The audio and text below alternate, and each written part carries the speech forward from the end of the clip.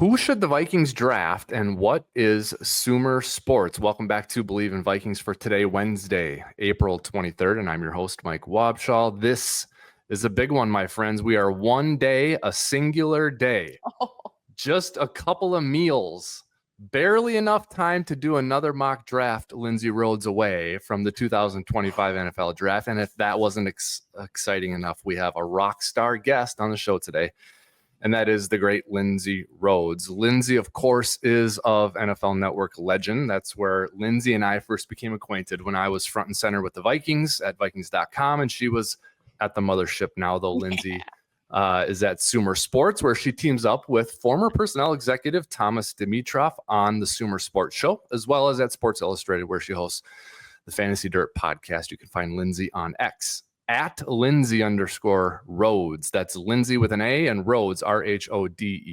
And of course, on the Sumer Sports website, sumersports.com. Hello, Miss Lindsay. Hi. I can't wait for the draft. I'm so excited. Yeah.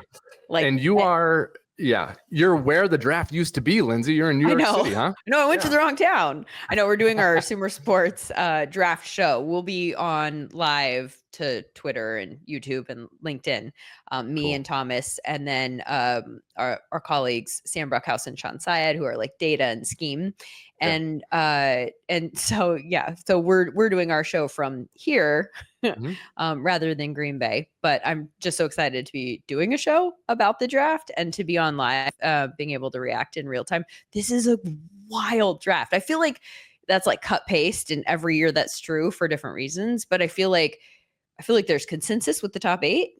Like, I mean, I tried to mock differently in the 8. I was like, let's mix this up. And then I was like, no, I can't see it, and went right back to it. But I feel like everyone's going to the top 8, which means it won't happen that way. But like, it's hard to get away from that. And then it's just boom, throw them all up in the air, and they might come down in whatever direction. And it's just fascinating, the lack of consensus in that range. I know, and that is crazy. And you will appreciate this, I think, or have a perspective on it, because you have worked with so many. Really, you are a great football mind yourself, but you also work with so many different ones. And it's like you can get, I'll just throw random names, Thomas Dimitroff and Mike Tannenbaum. Both know, they've forgotten more about football than you and I will know. No disrespect to either one of us, but true. And so they both know what they're doing. They can look at the same player and be a round apart. Isn't that crazy? 100%. And maybe even more in some cases. That's what's so fascinating about the evaluation process is, I mean, first of all, there's just differences from team to team in terms of scheme fit and stuff like that. Then there's going to be the way that they value specific traits over other things. Some people are going to look at a guy like Shamar Stewart and go, I love the traits. I can work with this. I can turn this into the production that we're looking for. Another team is going to go, I should see the production. I'd rather go somewhere safer. It's like there's so much beauty in the eye of the beholder, just in general. But I really do think that this year, outside of, it's like you go, this guy at this position, and then there's clumps. There are tiers of people that are like sometimes 5 deep. And I'm like defensive tackle, we can talk about with regards to the Vikings. I feel like it's like, I mean, how do they have them on their board? And I think that makes doing a mock draft this year, for instance, that exercise so hard, because what you're really doing is, I mean, in some ways you're trying to project, I think this guy is better than that guy for this specific team. But what you're really doing is saying, I think that they'll value this position the most in this way. And that without reaching too far, like, right, you want to stay in the right tier of best available. But it's, I can't wait to find out what we're wrong about on Thursday. Yeah, exactly. That's such a good way to put it. I can't wait to see what we're wrong about. And you're right. That happens every year. But I do think this year is more than usual. And I don't know why that is. It just feels a little more ambiguous. Yeah. Like you said, after 8, and maybe from a broader sense, like from 20 to 75. I just feel like Yeah. And it's kind of good for the Vikings in that regard, Lindsay, because the Vikings have the least amount of draft capital in the league entering the draft, and they are definitely a trade back team. Yeah, again, yeah. This feels like a theme that like every year we're having this conversation. Well, they don't have much to work with. Yeah, that's how it's gone with Kwesi, and it's such a departure, Lindsay, from when I was with the club, because we had Rick Spielman as the GM, who you know. And he was, draft is the bloodline of the NFL. We want picks, more picks, picks. Give us, yes, And so it's a departure. And I don't know that one philosophy is better than the other. It's just that they're different. Totally. And I think if you dive into the Vikings free agency strategy, you see the Vikings were a team that realized value with free agent signings because they got players with great track records, but who were hurt last year. Jonathan Allen, Ryan Kelly, Will Fries. And I wonder if there are some players in this draft who, like the tackle from Ohio State, as an example, who tore his ACL in 2024. Simmons, yes. I can see that happening because the Vikings are like, hey, this guy's going to slide. If he hadn't torn his ACL, he'd be a top 10 pick. We're going to get him at 24. I can see the Vikings trading back. I want to ask you about Sumer Sports and the data and the analytics and how that feeds into it, but we're kind of rolling on the draft right now. And you said you're dropping a mock, right? Before the draft still? Tomorrow. Okay. So what was still cramming through it. Okay. So you may not want to give anything away, but talk to me about your process. What was the gears were spinning in your head with the Vikings? What were you thinking about? With regards to the Vikings, well, first of all, the fact that it's so deep into the draft, right? Like, so now you got to get into, I think, the trickiest part of the draft to project because it's so dependent on what has already happened and who's available. And that's going to be different in everyone's mocks, right? So then you're sort of looking at, thematically, you have to think, like, how much do they need to fill certain positions because they don't have that many picks? Like, you have other teams that have a lot of capital. And so you can kind of take a few more swings at players that might be question marks. I think that's the thing about the Vikings only having 4 picks is that maybe one of these position groups where it has kind of an asterisk next to the player name because they're coming off of an injury and you just don't know, like, medical concerns or character concerns, or like there's a bunch of different things that clubs take into consideration at this point. Like a Josh Simmons is super interesting. Do you need somebody with your 4 picks that you can put on the field now, though? Or are you in a position where you can say, let's wait and see how he recovers from the injury. Let's like some people are developmental, and do you have time to develop at this position? What I ended up coming down to with the Vikings picks was looking at, because Josh Simmons, I gave him to the Packers. Okay. Because I think you get into this range, right, with a Josh Simmons, and to me, I kind of think that Will Johnson's going to fall into this category too, because of the injury related news that feels more recent. Like we're hearing Albert Breer reporting yesterday that he might slide because a lot of teams have concerns on the medicals. I had already experienced some concern within the last couple of weeks, just looking at some of the data on him. And one of my concerns with Will Johnson, and why I kind of think that he might fall, and it is probably injury related, but one of the things that red flagged him for me was he's in the 58th percentile in coverage in our Sumer score metric, which is, we use tracking data to, every team, uses like a plus minus to evaluate every play, right? They're like grading out everybody. Yeah. We're doing the same thing, but we have a computer model that we've trained with years of football plays. So it understands anticipation. It understands the ways that one movement influences the next movement. Wow. How like a pass rush move will influence which wide receiver is more likely to be targeted. You can see it change in real time on like data graphs. It's wild. It's awesome. Okay. This is all like new tech stuff for me, right? I'm like, what? So anyway, we're evaluating that, but on a frame by frame basis, and it's player agnostic because it is effectively a computer doing it. And so the fact that he was a 58th percentile coverage guy this past year, after being a 99th percentile coverage guy in 2023, wow. There are they changed defenses. Was that a reflection of that? Interesting. Or was it a reflection of his injury? And I think it's probably more likely, it's probably a combination of the two, but my concern is mostly because if it's the defense, then you can just go to a specific type of defense, right? Like they can get to the bottom of that. But if it's injury related and he's had multiple lower body injuries now, I think you have to at least work into the range of outcomes that might continue to be a problem. And while he might pop in that ceiling range of coverage, he might also play through injuries and end up as a 58th percentile coverage guy for your NFL team.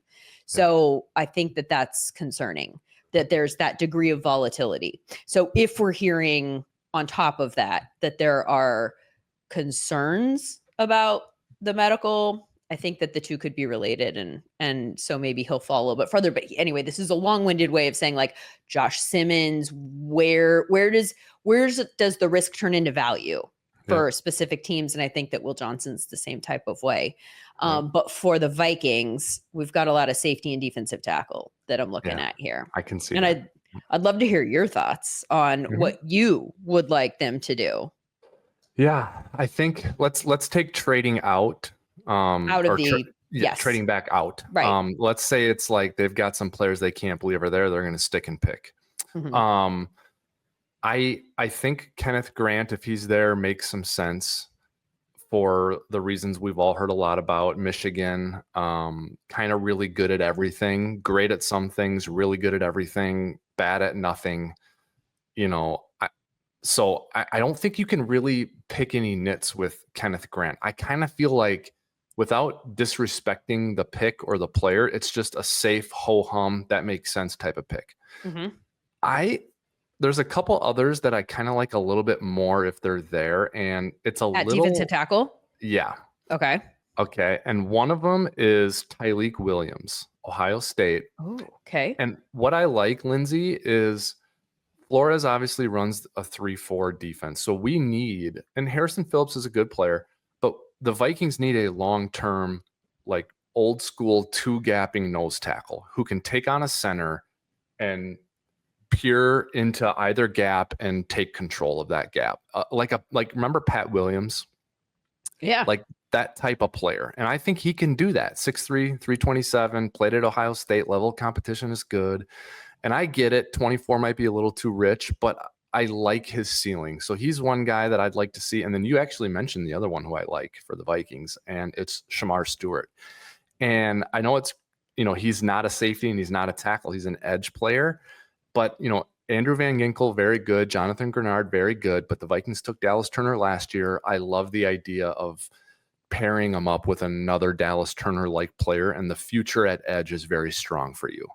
If you're Minnesota. So those were two players that really, just from a talent level, really, and potential, really stood out to me. Is Shamar Stewart, I really like, and then I like Tyleik Williams. In terms of safeties, there's a lot of talk about Malaki Starks. Very curious what you think about him. But then there's a Notre Dame Fighting Irish safety, Xavier Watts, Lindsay, who intrigues me not at 24, but would intrigue me at a later point in the draft. I love the dynamic of Harrison Smith being there with him.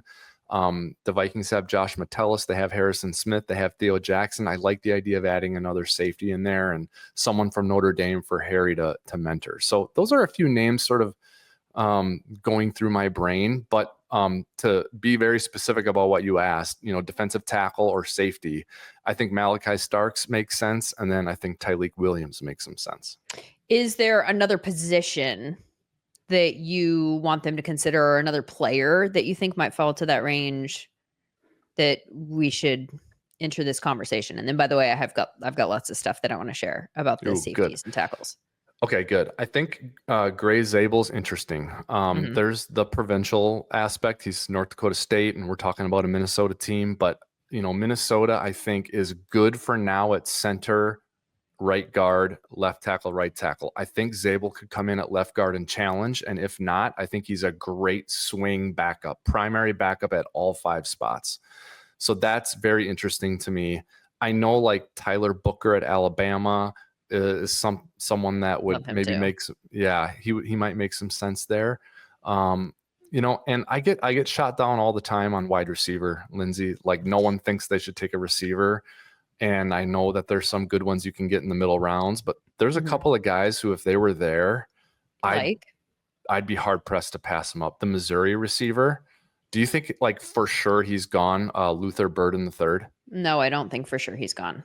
Man, I watch him. And then like Jordan Addison, I think is going to be suspended for the first 3 games, and he's going to make a lot of money in his next contract. Can the Vikings give him a lot of money?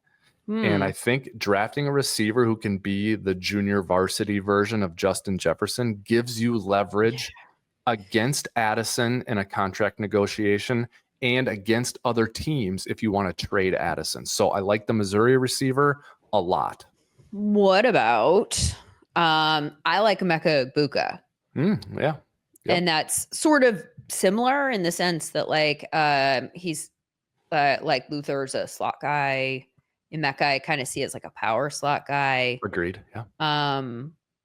So both of those guys are available on my mock draft when the Vikings come up to pick. So I do think I think every name that you mentioned there is an interesting one to consider. I think Gray Zabel, I don't think you can go wrong with adding him. I think he's I think he's a really like he will be consistent and stable and probably a very good NFL guard, you know.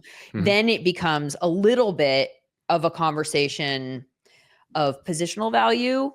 Also, obviously, probably primarily like what they think they have, where they have depth that they like most later in the draft, again, with the minimal picks. Yeah. And then also again, just like if we have one swing in this range, which one can affect our team most dramatically? I think most people probably would not say guard over like defensive tackle, for instance. Agreed. So they might put that on the same tier as safety, and also you mentioned the Harrison Smith thing. That's obviously a big part of the driver is like, okay, let's get somebody so that we are not, once he's gone, then we're already set. But you could look at it as like, we could cross this bridge maybe next year. Or go later in the draft and see if that person if we can develop that. Yep. I also have faith in Kwesi to turn 4 picks into more picks, right? Like, so there's that. One thing I wanted to say, I looked up Tyleik Williams really quick while you're talking about him. Yeah. From our Sumer score stuff, he's 93rd percentile in run defense. Okay. That is very good. And then 69th percentile in pass rush. But that's not bad in terms of, like you would like it to be more like top, almost nobody is like just straight across the board, top 15th percentile, in both areas. That said, the defensive tackles that I have still on the board for you. Well, actually I should pull that back. I think so. I have Kenneth Grant as the defensive tackle that I would consider here, just based on the way that like my board is falling. He's a great run stuffing defensive tackle, 90th percentile run defense, Sumer score, elite in pursuit, elite in get off, 79th percentile pass rush, Sumer score, good all around, right? I think it will depend to a degree on what some other teams value in terms of the defensive tackles. I think that this is a position probably after Mason Graham, but maybe starting at Mason Graham, where it just goes, which one do you like the best? How do you have them ordered team that's picking defensive tackle? And I think Derrick Harmon is another one that's really interesting in this conversation. I thought about putting Kenneth Grant on Miami at 13, and then I switched it at the last minute to Derrick Harmon because as a pass rushing defensive tackle, he is elite, 100th percentile pass rush Sumer score. He's also elite as a run defender, also not quite as good as Kenneth Grant, but barely behind him, while Grant is much further behind in the pass rush score. Still very good, 80th percentile, but Harmon has the edge there. So I think there's a chance that Harmon is off the board to, like in my case, I sent him to Miami. I think that they need to have somebody who's good at both, but like with Josh Allen in the division, Drake May, up and coming. You probably need to prioritize the ability to get to the quarterback. So I think that there is a strong possibility, though, that there's a good option at defensive tackle still at this stage of the draft. Yeah. As far as safety, I looked up Malaki Starks and Nick Emmanwori to try and comp the two, because in my exercise, both of them were still available. And so it literally became, which one do I want of the top safeties if we wanted to go in that direction? And I have a stat for you that is, I literally had to ask around. I was like, is this a mistake? Is it true? Yeah. Malaki Starks this past season was 3rd percentile coverage Sumer score. What? 3rd? Yeah. Ugh. We don't like that. No. I mean, and obviously coverage is only a part of what you do as a safety. Yeah. And he is versatile. Certainly he has other strengths. He doesn't miss tackles, an 8% missed tackle rate. Very good. Top 15th percent in the class. Like, he's got things that are certainly going for him. 3rd percentile coverage grade. So I had to go around and ask, and Sean Syed, who's like our scheme guy, he had this flagged to him at some point in this draft process, and went back and watched the tape to see if it matched. And he said that there were concerns this past season, but he was much better the year before. But like, that feels flaggy to me. So obviously this is something that other people who are draft evaluators are seeing tape, and they're fine with whatever this ended up looking like on the field. Right. Yeah. Because he is so high on big boards. So it hasn't scared everyone away. Interesting. But Nick Emmanwori is a guy who is 85th percentile coverage score for us. Really good in man. Not quite as good as Malaki as a run defender, but is also strong. He's a guy who I think is really good covering running backs and tight ends. And I kind of think in FC North, there are some very good tight ends. There are some good running backs that are used in the passing game, thinking of the Lions, thinking of the Packers. Just feels maybe a little bit specific as a fit in that way. So for me, it's between Nick Emmanwori and Kenneth Grant. And I'm going to let you pick. Man, I think I am trained. My experience and we all have different experience, but when I was just behind the ropes with the Vikings, you kind of default, or like Ty goes to the trenches. Yeah. And I just remember being around former Vikings linebacker Scott Studwell, who was in the personnel department when I was there, Rick Spielman, Rob Brzezinski, those guys, the scouting staff, they would go trenches in that scenario. Though, Lindsay, like, the draft is like farming and free agency is like hunting. I always try and like wrap my mind around that. Like, free agency is where we address our needs for right now. The draft, we're planting seeds, we're watering the land, we're growing and flourishing. The Vikings satisfied a need at D tackle in free agency. They signed both Jonathan Allen and Javon Hargrave. They got pass rushing pop from interior defensive linemen with those two guys. Harrison Phillips is a fine run defender. So I think in terms of like instant impact, maybe Emmanwori is got a little more potential there. But long term, I like going D tackle. It's funny too, because defensive tackle feels like this happens every year, where there's a position that feels like the in vogue position. Like, I don't know about you, but I feel like every year around playoff time, when it is, we're down to like 8 teams, or, it's like, hey, what do all of these teams have? What feels like the thing from a roster building standpoint that we all need to take note of? And I feel like the thing everyone was talking about at the end of the year was defensive tackles that could get that push up the middle. And so I don't know if there's any there. Like, anyone heard of Aaron Donald? Like, it's not like that's a fresh new thought, but it does feel like the in vogue thing from a roster building standpoint to go like, we need that. Man. Yeah. I think, if you presented that to me, Lindsay, if you presented that to me and I had to pick, I would go Grant.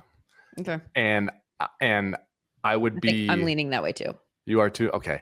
And I really like the flashy, high ceiling upside of Emmanwori. I really like that. I mean, the size, I think he's 6'3", 227. Is that, I mean, and you're telling me he's really good in coverage, because I'm thinking with that size profile, I'm thinking Legion of Boom. I'm thinking Cam Chancellor. That's what I'm thinking, right? But you're like, Cam was fine in coverage, but he was an in the box, like in Pete Carroll's scheme, he was closer to the line of scrimmage than he was to being in coverage. But this guy can cover.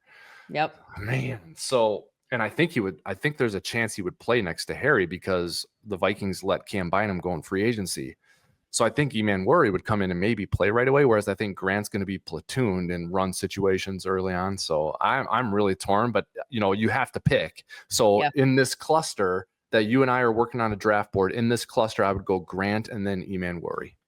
Isn't that but even just we're sitting here on pick 24 and going back and forth and having narrowed it down to 2, and it just feels so hard and complicated. And I think it's such an interesting part of the draft, right? Like that they are going to have the board, and even, there might be other twists. Like, what if Josh Simmons is available? What if, some of the scenarios that didn't play out to be options in my mock draft, just as an example, what if they're options? And then we just get to learn what that specific team values most in terms of, and some of it, so we know clues for certain teams about like what they value, how they want to build. Do they want to build outside in? Do they want to build inside out? Like, what's the priority for this particular general manager? I think like there's a conversation right now about Ashton Jeanty at 5 that has really popped up in the last couple of days. That doesn't make sense to me. And I fully understand that he's a special talent.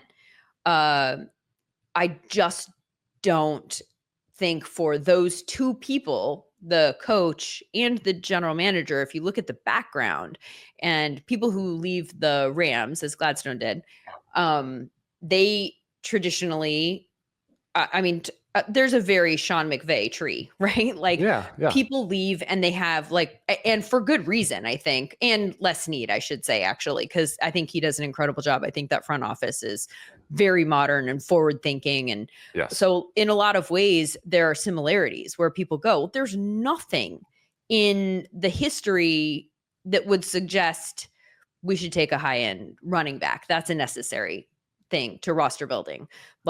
The Rams were able to get Kyron late and have had more than productive rushing component for their offense. You look at the Bucs, where Liam Cohen is coming from. They got Bucky Irving super late, put him on the field. He's a superstar, right? Like, you don't have to get that running back early. Now, if you have one that can do all of the different things and is flashy, is that an addition to your team? 100%. But we also have a long line of data that suggests that a running back is not going to turn losses to wins. That just doesn't happen. What happened with Derrick Henry and with Saquon Barkley this year are putting 2 excellent running backs on teams that were already excellent, so that they could put them over the top. That's what an elite running back does. Saquon Barkley couldn't do that for the Giants. Build an offense around a running back. Like, that's what that looks like. So I don't think it necessarily makes sense for them specifically. Now, weirdly, 1 pick later, I can be talked into the Raiders. So I realize that there's some hypocrisy perhaps, but I guess what I'm saying more than anything is off of my original point about like following tendencies and roster building, like what teams want to do. Pete Carroll wants to run the ball. He has been consistent about that. That is a priority in his offense. He'll go 60-40, run. He'll be the one that is upside down in his perfect world. I don't see that in the cards for Gladstone or Liam Cohen. So that one doesn't make sense to me. Yeah. Your point's well taken there, Lindsay, because look at Sam Darnold. And here's the tie-in is Ashton Jeanty in one spot, say Jacksonville, doesn't make a lot of sense to you. Same player, different team, it makes sense with Oakland or with Vegas, right? And I look at Sam Darnold and I'm like, didn't work in New York, didn't work in Carolina. Sam Darnold comes to, has a cup of coffee with San Francisco, but comes to Minnesota and boom, right? It's situational there. I mean, Sam Darnold didn't change. I don't think he he might have. A little bit. Like he gained experience His Yes. heart rate probably slowed. Yep. Right. But like, yeah, you're right. You're right. But I don't think he was screwing off in New I York and agree. Carolina and then all of a sudden was paying attention in Minnesota. I mean, I just think situationally it worked. Yep. I think, Kirk Cousins, look at Kirk Cousins with Zim, who I adore, Mike Zimmer, wasn't a great match. But Yep. Kirk Cousins with Kevin O'Connell was a match. And so situations definitely matter. And this is kind of a good tie-in, Lindsay, to Sumer and Sumer Sports, because I'm digging around a little bit. And in our time in the league, analytics and data Whew, right. there is juxtaposed to like, the guys who chew and watch grind on tape and, Yeah. And I feel I look at Sumer and I'm like, is this like the best thing we've seen of like a marriage of these two formerly divorced components of the league are kind of looking good together? And that's what my mind's eye, that's what you guys are doing. Do you see it that way? I mean, I'm glad that that's where your mind's eye goes. That's what we want to be. Okay. And yes, I think the thing about data and analytics, like we're a data and scouting company together in the same breath. And I think the thing about data, let's go. The word analytics has earned such a weird reputation. It's in such a weird space in this conversation because people think that analytics is making decisions. Analytics is probability. Like replace probability or analytics with probability and then argue with it. Like who wants to tell probability that it's stupid? Like probability requires content. I'm telling you, here is the likelihood based on all of these different sets of circumstances that we're taking into account. Now you go add your context and make a decision. All numbers need context. And I do think that from a PR standpoint, that's where data and analytics has gone wrong. I think not enough people have banged that table every time they bring up a number point. I try to do that as much as possible with Sumer Score because it's what I think is cool is that it's player agnostic. So there's no subjectivity. It's not going to be like, well, this guy's always been pretty good. I'm going to give him the benefit of the doubt. I'm going to give him a little bit of like an edge here or whatever. Like, so when Aaron Rodgers starts falling off, we can see it. And it's, I mean, Cooper Kupp is a perfect example because when around Super Bowl, the rumor came out, well, not a rumor, but at the time it was that they were interested in trading him. We could go pull it up and you can see from year to year the like, oh, that's why. And then we can start telling a story. Those stories that are numbers related should always beg you to do further research. Like it should be where you start asking questions and then go watch the tape. It is not the story in and of itself. It's complementary. They all should complement one another. So at Sumer, where we have the, 500 or 600 years of scouting, we've got like former general managers and former like long like career scouts and position coaches and all these different people in the stable that are looking at tape and kind of at our disposal to talk to and to bounce questions off of. And I do think it's really interesting to see their perspectives. And then that's its own thing. And then we also have the numbers that are agnostic and not incorporating the subjectivity. And then you kind of put them into conversation and you can really get to the bottom of some things quickly. Super cool. I know we're both up against it and we're going to run here, but I think what you guys have got going is cool. And just listening to you talk about it that way, where you've got those resources at your disposal, Lindsay, from a content perspective. I mean, I just think about being back with the Vikings and it's like, I would go into offices of our scouts or coaches. I'm friends with them. Right. But like sometimes what they would tell me, I can't use that in my content because it's sensitive. But in this environment where you're operating, you get to use it. You get to go into a 30-year scouts office for us, but also like, and then I can publicize to a degree, what they're saying. I mean, there's also, there's like we have team partners. And so a lot of it is sensitive, but like in general, it's to create and come to an answer. Like, what is this guy good at? What is this guy not good at? Like, I agree. It's the coolest part for me too, because working at NFL Network, I had access to people who are out of the business completely and just doing analysis. This is like, they're operating like they're still in it. They're still scouting. They're still doing that specific job. And then talking about it publicly. Sumersports.com is the website, right? And then do you do your podcast with Sumer Sports, the Sumer Sports Show? What is that? Is it weekly or? Yeah, it's a weekly, yeah, just kind of whatever is thematic, usually Yep. from a roster build. Roster building is our focus, I Yeah, would for say. sure. Like Yeah. that's kind of our lane. And so we'll look at whatever is happening in the landscape. We have a draft guide that is out right now that is free. That is, you can go to sumersports.com and just click on the link, and it has a Yeah. lot of, again, complementary stats. Like we're not trying to do all of the legwork for you. There are lots of really good draft guides out there. The Beast, I think, is amazing. Dane Yeah. Brugler puts out at The Athletic. I would say that this is a great complementary one because we're going to tell you about usage rates. We're going to tell you about some advanced stats. Like for the quarterbacks, we have a completion percentage over expectation zone chart, Yeah. right? So you can Wow. figure out like, where is this guy especially good in terms of a passing chart? There are some really cool draft elements that you can go check out there. Well, I'm a fan and I'll be following now. I've always followed you, but I'll be following Sumer as well. So, Thank you so much. yeah. And having known you and having done stuff with you before, but it's been a while since we have done something. So this was very great of you to do it. I know you're busy, and good luck on your show. Have fun during the draft. Yes. And let's have you back on again sometime if you would. That sounds great. I'd love that. Okay. Thanks, Mike. You bet. Thanks, Lindsay. That's going to do it for today's episode of Bleav in Vikings. Everyone, we'll be back again tomorrow on Thursday, draft day, to continue previewing and then reacting to what happens in the 2025 NFL draft. Our thanks again to Lindsay Rhodes for joining us. That's going to do it for today. Until next time, everyone, always remember, keep believing.